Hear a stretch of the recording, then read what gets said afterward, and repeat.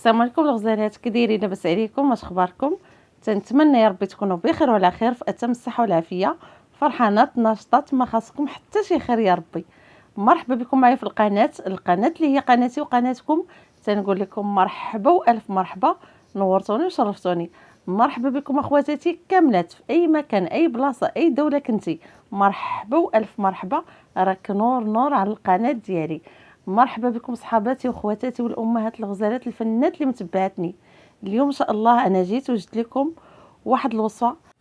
الا كنتي يا اختي تتعاني من السعال الشديد او ضيق التنفس وكذلك التهاب الحنجره ونزلات البرد، يعني الزكام، اليوم ان شاء الله غادي نشارك معكم واحد الوصفه اللي هي ممتازه ومجربه، والمفعول ديالها اقوى من اي دواء في علاج نزلات البرد والزكام وضيق التنفس والتهاب الحلق.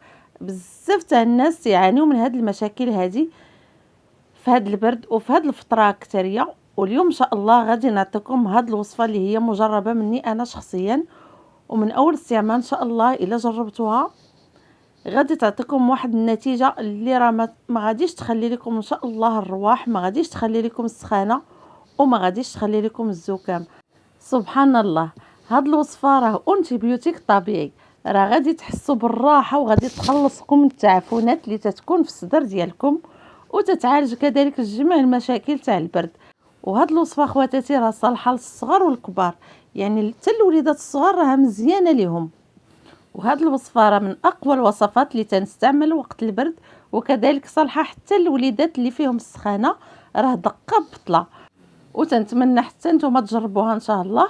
راه وصفه سهله والمكونات ديالها بسيطه وتعطي نتيجه من اول استعمال. غير هي الله يعطيكم الستر والله يعطيكم ما تمنيتوا. بارطاجيو هذا الفيديو قدر المستطاع، على حقيقه كاينين بزاف تاع الناس اللي تعانيوا من هذه المشاكل هذه ومحتاجين لهذه الوصفه. الله يجازيكم بالخير والله يجعلها في الميزان تاع الحسنات ديالكم. ديروا لي واحد اللايك وكثروا اللايكات باش ان شاء الله يطلع لا فيديو وتعم الفائده ان شاء الله. بسم الله وعلى بركة الله. بالنسبة للمكونات، مكونات سهلة وبسيطة وفي متناول الجميع، والمكون الرئيسي والاساسي والضروري واللي لا بد منه في هذه الوصفة اللي هو البصل. ومن الاحسن البنات ديروا البصل الاحمر.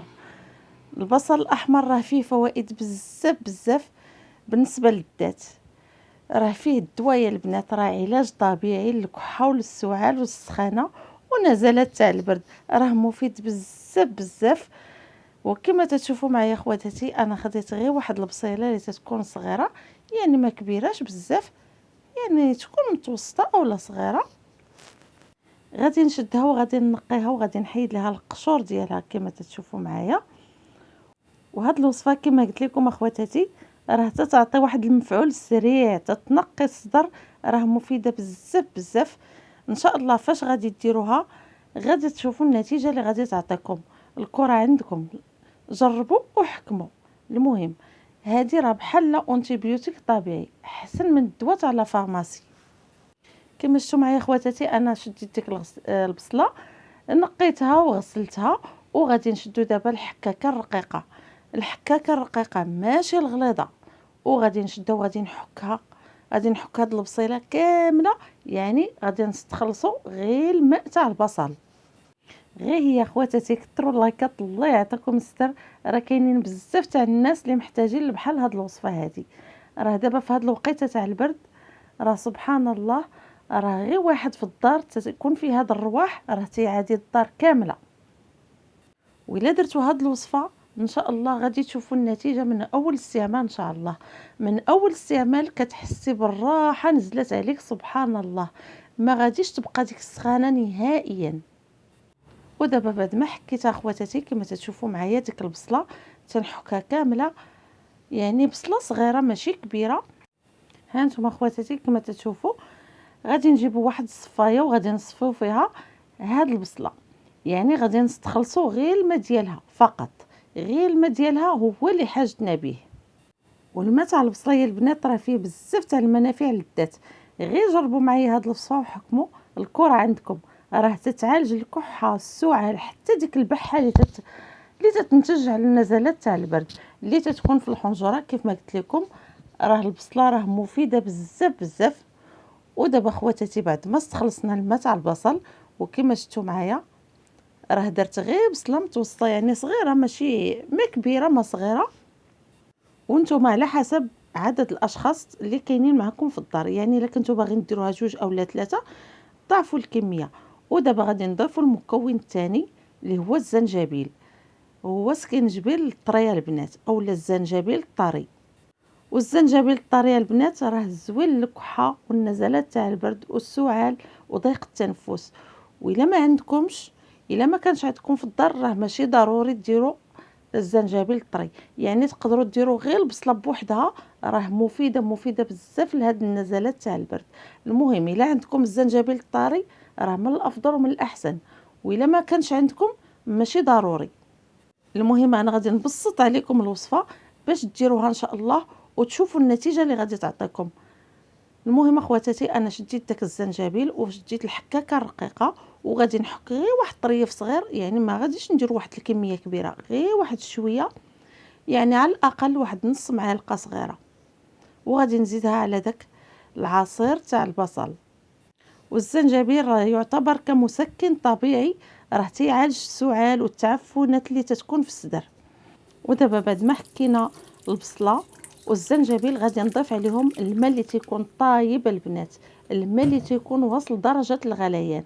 غادي نضيف منه واحد الكميه، يعني قدر كاس تاع الماء. ما غاديش نطيبوهم البنات، لا ما ديروهمش يطبخوا فوق النار نهائيا، باش داك البصله تيبقى فيها المفعول وكذلك الزنجبيل تيبقى فيهم المفعول.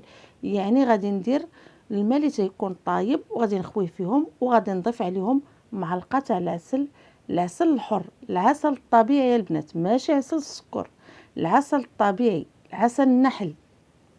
ودابا غادي نخلط هاد المكونات بثلاثه باش يذوب لي داك العسل في داك العصير تاع البصل مع داك الزنجبيل.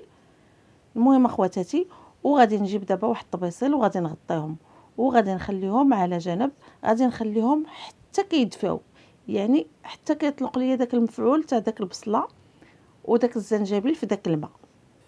عرفتوا الا درتوا هاد الوصفه ان شاء الله وجربتوها راه غادي تعطيكم واحد النتيجه من اول استعمال. غير جربوا وحكموا وان شاء الله غادي تشافوا وغادي تعافوا. غير هي خواتاتي ان شاء الله فاش ديروها وتعطيكم نتيجه رجعوا كتبوا لي في التعاليق باش الناس يشوفوا التعاليق ويزعموا ويديروا هاد الوصفه. هاد الوصفه راه سهله ماهله كيف ما قلت لكم، وان شاء الله الا درتوها راه على ضمانتي. انا تنقول لكم لحقاش رانا مجرباها انا شخصيا وعطيتها لبزاف تاع الناس ولقاو عليها نتيجه والحمد لله تشافوا وتعافوا وطلبوا مني باش نشاركها معكم. وهاد الوصفه راها زوينه لا للوليدات الصغار لا للكبار، النساء الرجال كل شيء مزيانه ليه. ودابا اخواتاتي بعد ما كتدفى ليا انا مع التصوير ما خليتهاش بزاف، وانتم غادي تخليوها غير تدفى واحد شويه، يعني ما تكونش طايبه بزاف ما تكونش باقا سخونه. غادي تضيفوا ليها اخواتاتي واحد شويه تاع العصير الحامض. وعصير الحامض كما عارفين راه مليء بالفيتامين سي، والفيتامين سي في هذا البرد راه مفيد للصحه ومفيد للنزلات تاع البرد وتيقوي لنا المناعه، يعني وتيحيد حتى دوك التعفنات اللي تيكون عندنا في الصدر. المهم اخواتاتي هاد الوصفه راه صالحه للكبار والصغار. غادي نعصر تقريبا واحد المعلقه صغيره من داك عصير الحامض وغادي نخلط هاد المكونات مزيان كما تشوفوا معايا حتى كينسجم ليا داك العصير تاع الحامض مع داك عصير البصل والزنجبيل والعسل. وغادي نشدهم اخواتاتي دابا وغادي نصفيهم الصفايه باش نحيدو داك الزنجبيل. صافي دابا بعد ما صفيتهم غادي نشدهم اخواتاتي وغادي نوريكم دابا الطريقه كيفاش تستعملوها. غادي ديروا خواتاتي هاد الوصفه بالطريقه اللي عطيتكم انا، ما غاديش طيبوا يعني هذاك الماء تاع البصل فوق النار، غادي ديروا عليه الماء اللي تيكون طايب يعني واصل درجه الغليان. وفاش تبغيو تنعسوا غادي تشدي اختي هاد الكويس وغادي تشربيه وغادي تمشي تغطيه في الفراش ديالك، وان شاء الله غادي تحسي بالرحمه تاع سيدي ربي كتنزل عليك. ما غتبقى فيك لا سخانه لا كحه لا سعال لا دوك النزلات تاع البرد، يعني داك ضيق التنفس غادي تنفسي وغادي تحسي بالرحمه نزلت عليك. غادي تريح لكم الصدر ديالكم وغادي تعطيكم الطاقه، وفي الصباح باذن الله غادي تشوفوا النتيجه، غادي ترحموني عليها. وديروها خواتاتي كل ليله، يعني على الاقل واحد 3 ايام متابعه وردوا عليا الخبر في التعاليق. راه وصفه ممتازه ومجربه مني انا شخصيا، وراه ان شاء الله الا درتوها راه من اول استعمال تتبان لكم النتيجه. غير جربوا وحكموا، انا قلتها لكم جربوا وحكموا الكره عندكم وردوا عليا الخبر في التعاليق. راه غادي تريحكم وغادي تعطيكم ان شاء الله واحد الطاقه وواحد الحيويه، وغادي ان شاء الله غتهنوا من جميع المشاكل تاع البرد. وتنتمنى ان شاء الله تبارطاجيو هذه الوصفه قدر المستطاع. الله يجازيكم بالخير والله يجعلها في الميزان تاع الحسنات ديالكم، حتى نتوما راه لكم الاجر ان شاء الله. ودابا هذه هي الوصفه تاع اليوم، تنتمنى يا ربي تنال الاعجاب ديالكم وتنال الرضا ديالكم. غير هي ما تنساونيش اخواتاتي من واحد اللايك وكثروا اللايكات باش ان شاء الله يطلع لا فيديو وتعم الفائده ان شاء الله. ودابا بسلامه عليكم، الفيديو جديد ووصفه جديده.